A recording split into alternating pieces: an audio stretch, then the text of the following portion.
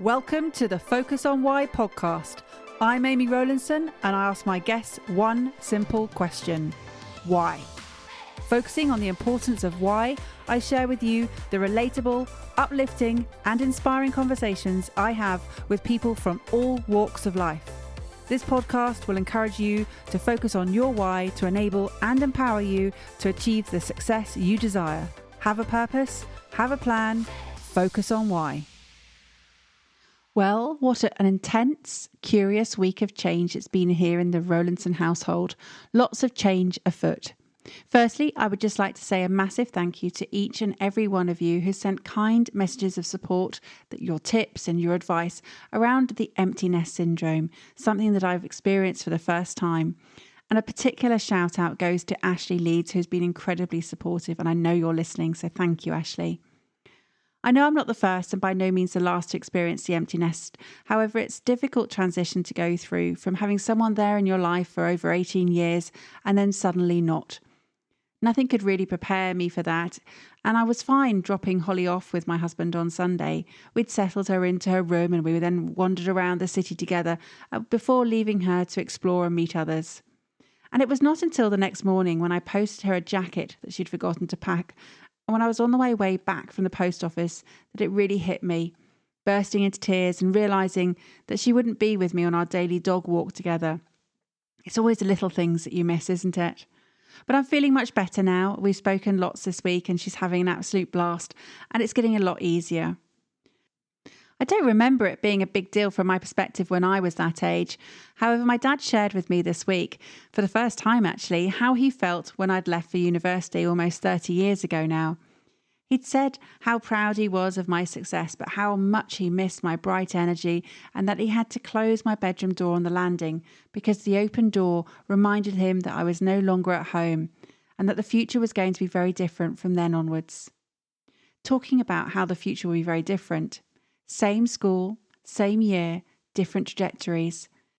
In 2019, two 16-year-old girls sat next to one another in their GCSE biology class. Bio buds, they called themselves. Both focused, determined, and committed to their studies, yet their brilliance shone in different ways. One girl went on to become head student of the school, and the other continued to focus on tennis, her chosen sport. Then came the pandemic. Studies were interrupted, sport was interrupted, life was interrupted. However, their brilliance remained a constant. Fast forward 2 years to last weekend, aged 18, both girls have now become young women. One just became the US Open women's tennis champion, and the other, I dropped off at university. We each have different trajectories in life, achieving different things at different times. There's no one right or wrong path. Only what is right for you and what is right for you now. Brilliance reveals itself in different forms for each and every one of us at different times in our lives. Same school, same year, different trajectories. What Emma Raducanu achieved last Saturday was truly incredible, a perfect example of sheer brilliance. My daughter Holly and I watched her stellar performance in full admiration and pride, whilst also screaming positive encouragement at her through the TV. At her bio bud. Emma displayed a masterclass of just what is possible despite all the interruptions, obstacles and setbacks that she faced. She reminded us how overnight success takes years and years, hours and hours of deliberate practice, intense preparation and purpose-driven focus. Same school, same year, different trajectories. Through the combination of curiosity, learning and hope, recognise your brilliance in the forms of intelligence, strength, genius or talent. Remember, we each get a chance to shine in life, and you get to choose when. Focus on brilliance. How will you demonstrate your brilliance today? So it's an exciting new chapter in both Holly and Emma's lives. The world just got a whole lot bigger for both of them, particularly for Emma. And talking of bigger, huge, big, enormous celebrations goes to Julie Crefeld with her new podcast, Bigger Than You, that she launched this week. Julie is the first to launch her podcast from my Focus on Why LaunchPod Mastermind to incredible success. If we go by the metrics of the charts, then Julie hit number 3 in GB entrepreneurship category, number 10 in business, number 7 in entrepreneurship in Ireland, and other top rankings across the world in Sweden, Greece, Switzerland, South Africa. And another great achievement is that Julie made it into the Spotify chart, which is just fantastic because Spotify only rank the top 50. To make this is great, and to achieve position number 26 is epic. But aside from the charts, which are useful metrics, it's really looking at other ways of how you measure success. Look at the reviews that people have left, looking at the messages of support that Julie has received, and look at her return on investment. She's already received earnings from affiliate links that she posted in the show notes. And when I asked Julie how she felt having launched her show, her reply was that it was beyond her wildest dreams. If you're looking to launch a podcast but not sure where to start, then book a call with me today. My next LaunchPod Mastermind cohort starts on the 4th of October. The link is in the show notes, or go to amyrowlinson.com and book a call with me there. I'd love to have a chat with you and help you to get your show live. Now let's get on with today's episode. Here are my reflections and observations from the last 5 fantastic conversations of Focus on Why. First up is episode 203, Talk More, Type Less with Will Kintish. And if you want to know how to overcome all your fears and concerns when working the room networking, then this is the episode for you. Like Will, have you dramatically switched careers? Was it your choice to do so, or was a choice made for you? Will's why is simple. He helps people to develop their networking skills, and after 57 years in business, his mantra is simple. Talk more, type less. And when Will says to talk more, let me just clarify that. It's to ask more questions when networking. And he said that the quieter, shyer person often, or very often, makes the best networker. Why? Because they focus on the other person. Taking the Dale Carnegie quote that he shared, the most interesting people we will ever meet are those who are the most interested in us. And that is what the quiet person will do. Will referenced the book written by Dale Carnegie, How to Win Friends and Influence People, published back in 1937. And Carnegie's tips are still very much relevant today, 84 years later. His advice from his Chapter 2, The Big Secret of Dealing with People, included 6 principles of how to make people like you. Principle 1. Become genuinely interested in other people. 2. Smile. Principle 3. Remember that a person's name to that person is the sweetest and most important sound in any language. I actually remembered this. It stood out for me from the book when I read it the first time around several years ago. Principle 4. Be a good listener and encourage others to talk about themselves. Principle 5. Talk in terms of the other person's interests. And Principle 6. Make the other person feel important and do it sincerely.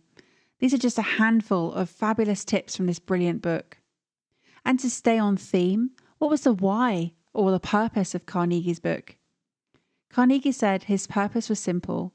He said that according to Professor William James of Harvard, compared to what we ought to be, we are only half awake, making use of only a small part of our physical and mental resources. So the purpose of his book is to help you to discover, develop and profit by those dormant and unused assets. Are you living far within your limits? Do you have more to offer?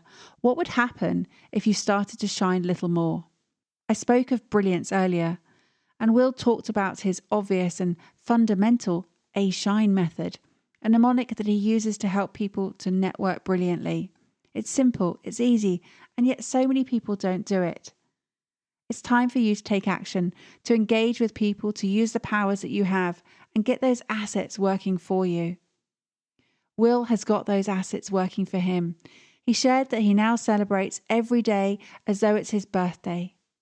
Having felt imprisoned, working in a job that he didn't really enjoy for 36 years, he's now working in an area that he absolutely loves. With 2 of his biggest decisions in his life made for him, Will has made sure that nothing else in his life has been left to chance. Who makes the decisions in your life? Have there been decisions made for you? And what decisions will you choose to make for yourself? And think about what brings you the most joy in your life. Will said that to be successful in your business or your career, you have to do two things: be visible and be proactive. And not wait for things to happen, but to make them happen for yourself. Next up is episode 204, Money Mastery with Lesley Thomas, all about how being different helps you to stand out. So Lesley recommends that you celebrate your difference rather than shy away from it, that you get out of your own way, you start valuing yourself and be your own best friend. To achieve what you really want, you need to strip away your ego to help that purpose to surface, to ignore the negative inner voice, getting out of your own way and working on your money mindset. Overcoming your limiting beliefs around money, because Lesley believes that once those beliefs are turned around, then the magic happens in terms of sustainable and fulfilling business success and achieving money mastery. Have you mastered your money mindset? It can be an incredibly liberating experience, and it's only when you stop and notice your language, your behaviours, your habits, your beliefs, do you recognise the full impact of how the perception of money is affecting you. Lesley talked of self-worth and self-value and self-talk, and how not valuing yourself could be holding you back. There are so many elements that I could explore from Lesley's episode. However, I want to pick out two particular areas that I want to delve into more. One, the importance of shower moments, and two, modal operators. So firstly, those shower moments. When you're in the shower and you come up with your best ideas, why is that? It's because you've given your subconscious the permission to help create a plan of what to do. I know that I should definitely spend longer in the shower, not because I need to get cleaner, but because I need to give myself that more permission. Because it happens to me every day. As soon as I step into the shower, answers to problems that I've been facing just come to me. This also happens when I'm out on a walk or just waking up in the morning. I find that if I'm sitting at my desk for prolonged periods of time trying to solve a problem, it's when I step away from the desk that the ideas come flooding in. Does this happen to you? Why does this happen? Well, it's because it's when the subconscious brain is still processing potential solutions. And by doing something totally unrelated to the problems, then it's when your mind is freed to focus on the problem at a subconscious level. So that moment when you think you'll just do an extra task at your desk before you take your next break is exactly the moment when you need to stop. Get up, go for that walk, take a shower even, because what you'll do is you'll come back more refreshed, more calm, and more importantly, more productive. I'm not just recommending short productive breaks during the working day, I'm also recommending a complete breakaway from that usual routine to give yourself a whole reboot. Encourage your divergent thinking. Can you remember back to when you were at school and you were told off for daydreaming? Well, I'm giving you permission to start daydreaming now. Unless you're driving, don't do that. Ignore this request and just stay focused. But if you're not driving, start to daydream. Put that brain into alpha frequency, allowing your mind to wander. Stare out of the window. And if you're living in the UK, watch that rain trickle down the window. Take a nap, or instead, do take that shower. The second element I want to highlight are modal operators. You use these every day in your language. I've already used them in this particular episode without even registering the impact that they're having. Modal operators are the rules in your life, and there are 6 different types. Those of necessity, the should, the must, ought to, the have to or supposed to, and those of negative necessity, the shouldn't, the mustn't. Then there's those of probability, the could, the may, the might, the had better, and those of improbability, the couldn't, the may not or the might not. There's those of possibility, the able to, the can, the try, the will. And then there are those of impossibility, the am not, the can't, the try not to, or the won't. You will start to notice them now that I've drawn attention to them. Your reticular activation system will start to draw your attention to modal operators much more. Not only in your own talk, but in those around you. These are the rules that others have formed and yourself that you've formed, and they may not even be true. Listen out for them. Spot where they may be or where they may not be empowering. As you face different experiences in life, you start to subconsciously associate words with experiences, and in doing so, you establish what you can or can't do in life, forming your own rules. For example, when I was a child, I was told I didn't sing well. In fact, I recall being told I sang like a Hoover. Yeah, a bit harsh, to be fair, but it was true. However, I decided in that moment that I then couldn't sing. It was game over. And today, I'm a member of the Professional Speaking Association. Yes, my singing days never really took off. And as you know, I do speak a lot in public. Many of my friends say to me, "Oh, I could never do that. I can't do public speaking." If they were to stop and notice their language, they would see that this has become a rule in their life, just as I've said, I can't sing. And until they are conscious of this, it's unlikely to actually change. So listen out to those words, should, need, must, as they're a really great indicator to what is going on in your mind, what rules you've created for yourself. And these could be the cause of your limiting beliefs, particularly around your self-worth, your self-value, and your money mindset. Are you holding yourself back? You need to. There it goes. You need to change your language to change your mind. As Lesley said, talk to yourself as though you're your best friend, and always be the encouragement that you need to see and that you like to create in others. Next up is episode 205, Freedom of Time and Health with Sonya Morton-Firth. The overriding reflection from this episode is that it's never too late. I say it all the time. It's so true. It is never too late to be who you might have been, because I am living, walking, talking proof of this. Sonya said she didn't question her life, that her salary afforded her a quality of life that she didn't second guess.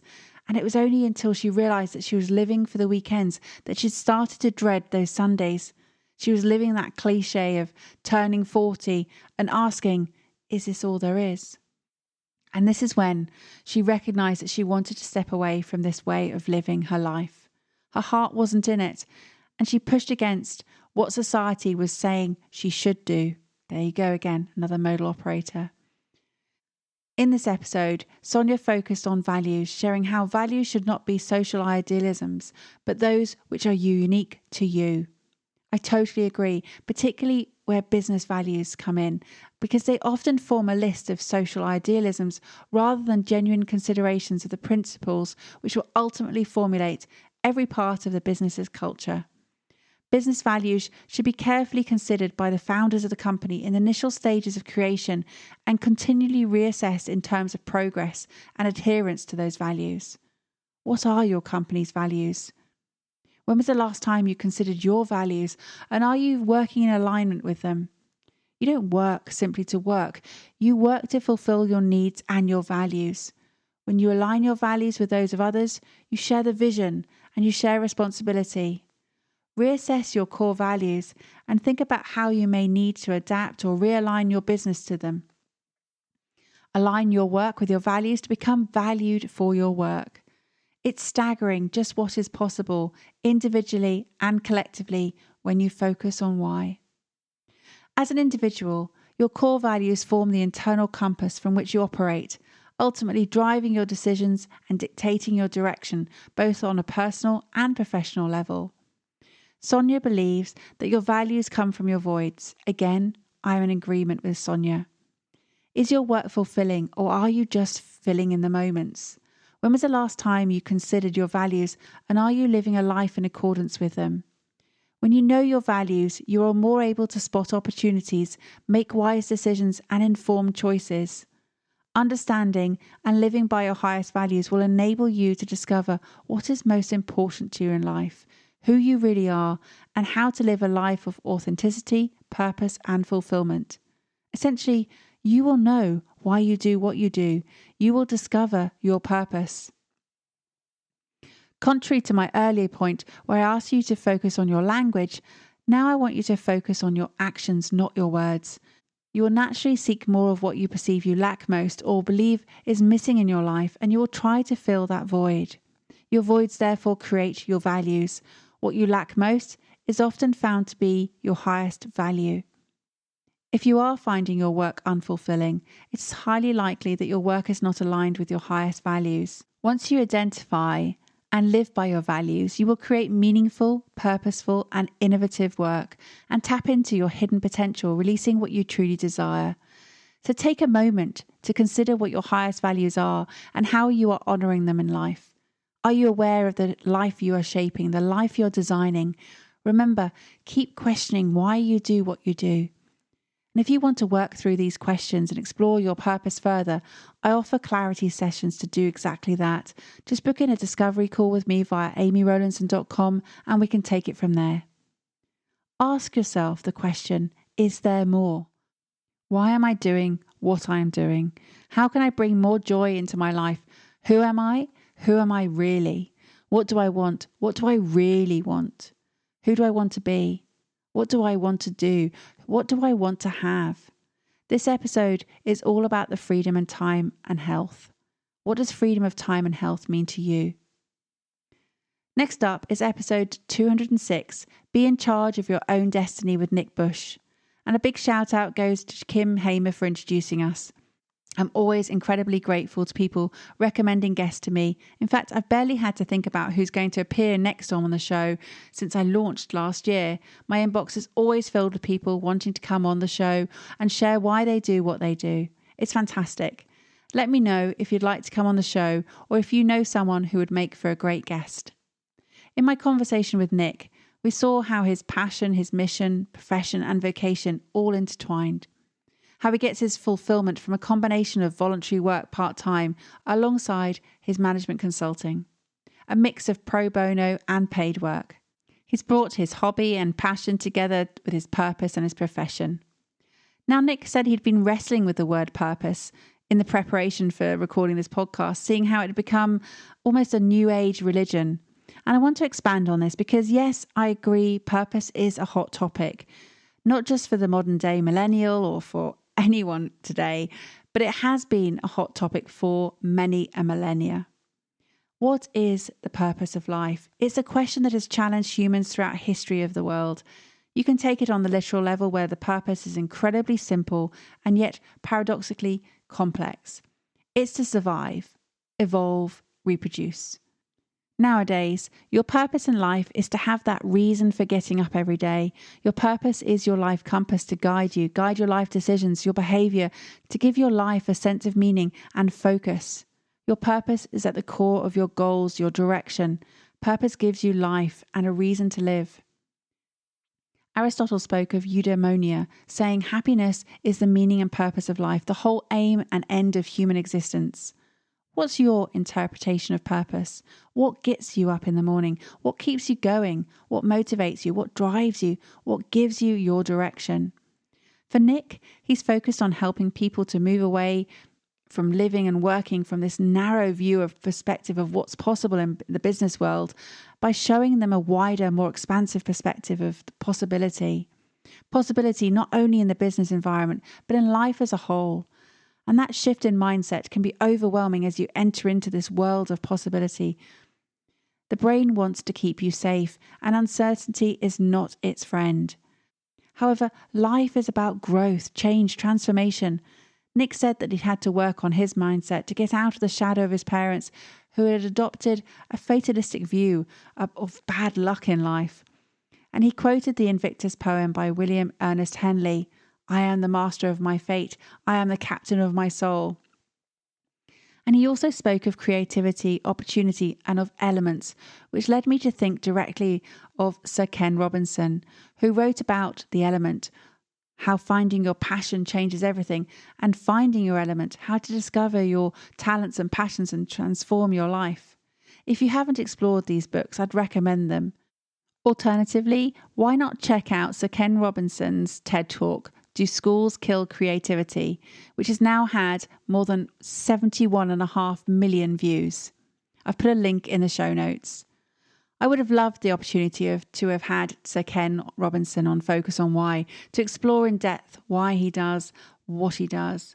However, his TED Talk gives you a full insight into his life purpose. And I see a parallel to what Nick is doing, to what Sir Ken Robinson was trying to achieve. Nick's work is focused on his passion and he's trying to make music more accessible for those of younger ages. Nick's glass is always half full. He's found his spark in life and he has passed on the quest to find your spark onto his children. And now he continues to share this quest with a wider community. So having wrestled with the idea of purpose, it was by bringing two worlds together to create a synergy between his passion and his profession that Nick realised he was already living and working with purpose. Nick advocates to follow the Invictus way and to be in charge of your own destiny. He is the captain of his soul. Are you? Be in charge of your own destiny. My final reflection for today is episode 207, How to Be Unboring with Jackie Barrie. A wordsmith from an early age, Jackie first carved out a career in copywriting and subsequently has spent 2 decades running her own business in copywriting, experiential speaking and training through the power of the written and the spoken word. Creative, fun and writing without waffle, Jackie's purpose is unboring. A strong believer on focusing on delivering answers to her audience problems, Jackie understands what it takes to get the audience involved, what keeps their attention, and how to communicate more effectively. Now, Jackie mentioned that her attention was caught at the age of 13 when she entered a writing competition, and as there was no Google available in those days, she resorted to a copy of a National Geographic magazine to research for this writing competition.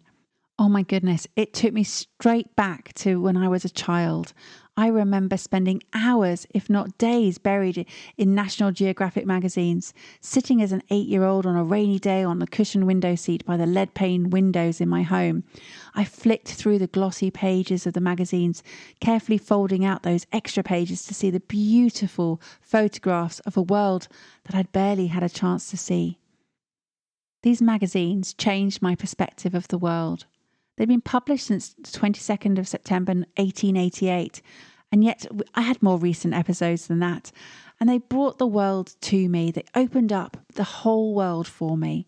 And here I was in a small village just outside Stratford-upon-Avon in Warwickshire in the UK, a village without a shop where I relied on a visiting mobile library to provide me with any new books. So these National Geographic magazines that we had in the home were just such a major source of information, inspiration and imagination for me. I could see just how incredible the planet was, and turning the pages I found that the planet to be both horrifying and beautiful, expansive and finite, as it honed in also on the specificity of one person's plight or one person's pioneering efforts. This was a magazine defining purpose in its entirety. Do you remember them? Those iconic yellow framed magazines when you were a child, or do you still read them today? I remember one particular issue. It was June 1985. The headline read, "Along Afghanistan's war-torn frontier," with a second caption of "Haunted eyes tell of an Afghan refugee's fears." The fear was visible within the haunting eyes of this young girl who had fled her home of war-torn Afghanistan to go to a refugee camp in Pakistan. The photographer was Steve McCurry. And after her image appeared on the cover, she became known as the Afghan girl. But who was she? It was an unsolved mystery for 17 years until in April 2002, photographer Steve McCurry joined a television and film team from the National Geographic to search for her. They showed her photograph around that refugee camp where she'd first been encountered as a schoolgirl back in 1984. And someone recognised her and they were able to track her down. She was found living back in Afghanistan and they sought her out to take her photo again and find out what her name was. She was no longer known simply as the Afghan girl, as we learned that her name was Sharbat Gula, and she was now married with 3 children, and she also remembered the day that photographer had taken her photograph. That photograph has stayed with me all these years, just as the photographer had been drawn to that 12-year-old girl in a refugee camp near Peshawar, Pakistan. So had the world. They'd all been drawn to her. That moment had been captured forever. The photographer remembered Just when he saw it, that she had an incredible look, a penetrating gaze, he said. But there was a crowd of people around us, the dust was swirling around, and it was before digital cameras, and you never knew what would happen with the film. And when I developed the picture, I knew it was special. I showed it to the editor of the National Geographic, and he leapt to his feet and shouted, "That's our next cover!" So not only did Afghan Girl become the magazine's next cover, but undeniably the most successful in its long and distinguished history, one of the most recognisable photos worldwide. I wonder where Sharbat Gula is today, 19 years later, again when Afghanistan is being torn apart. There were other memories and photographs that I can recall so vividly from other copies. There were NASA's photographs of Saturn's rings from July 1981 and a different type of rings from the February 1986 issue, which featured the women of Indabella. There was a photograph on the cover of a woman with gold rings around her neck of different sizes, stretching the neck. And I recall that the Indabella women traditionally adorned themselves with a variety of ornaments, each symbolising her status in society. The Indabella wife would wear copper and brass rings around her arms, legs and neck, symbolising the bond and faithfulness to her husband. She would only remove the rings after his death. The world is a magical place, and each guest reinforces this for me. Jackie is a traveller, an explorer who loves an adventure, and in telling her story, she took me on an adventure. I had those memories going back of when I was a child and of those National Geographic magazines. Jackie says she gets more and more playful the older she gets. She follows the fun, unleashing the child within.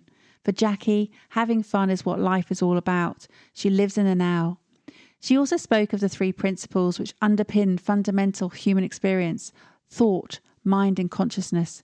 She spoke of universal energy, of source, chi, God, intelligence of its own. Well, Sir Ken Robinson called it your element. So whatever you call it, remember that it is there, and that it's there for you in your own unique way to explore. To use Jackie's word, life is unboring. So use your unbound creativity to bring you joy, happiness and purpose into your life. And as Jackie said, the only thing you can really do is be in the moment. Thank you for listening to the Focus on Why podcast. I'm Amy Rowlinson, and if you've enjoyed this episode, please leave me a 5-star Apple Podcast review. Connect with me on LinkedIn, Instagram and Facebook, and become a member of my inspiring, uplifting and positive Focus on Why Facebook group. I help people to focus on their why with clarity, uniting their passion with their purpose with a plan, to create the life they truly desire. If you would like me to help you focus on your why, then please book a free 20-minute coaching call via calendly.com/Amy Rowlinson. And if you haven't already, please sign up for the Friday Focus weekly newsletter via my website, amyrowlinson.com. Have a purpose, have a plan, focus on why.